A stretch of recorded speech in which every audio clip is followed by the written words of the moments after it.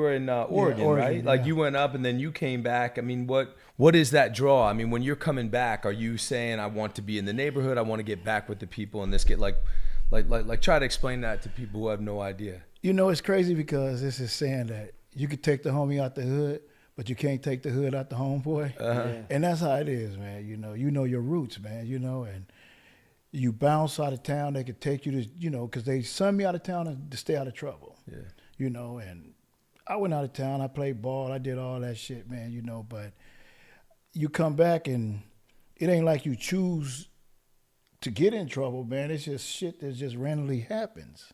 You got so much love for the people that's around you, you make bad decisions, and that's just the way life is, And that's why one of the things I say, it was never a forced move. It's like you chose that love. Yeah. And that's how I feel, Yeah, nah, that's exactly how it is. Like now I always be in the hood. Like I'm always driving through it. I stop and eat there. But it's not more like me. I think I'm too old to be like posted up over there hanging out corners. It's different now, especially like, cause over there, like my neighborhood got hit with a RICO indictment. So it changed that shit. That changed everything, I grew up in Washington D.C. It was very different, but there's nothing I wanted to do more than sort of be with my friends, and we would our version was just got street fighting, but there was a thing about it that like it's not that we were like looking for it, but it was a way to kind of show each other how much we loved each other. Yeah. Is that component there? I think so. I think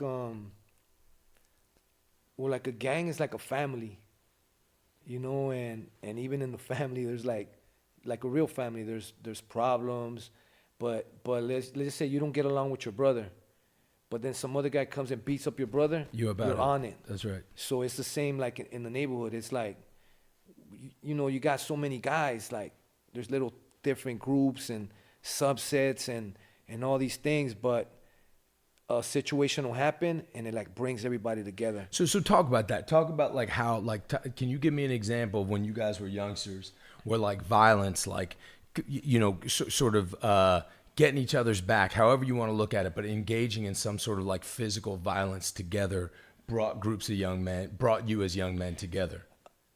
Like I'm gonna tell you a situation, but I'm not gonna go into it. Maybe out there I'll tell you about it. Cool. But there was this one time where basically like it was the world against us, right? Uh-huh. And we're at Hoover Park, all my neighborhood, maybe like, I mean not all of it, but like the active ones, maybe like 60, 70 of us, right?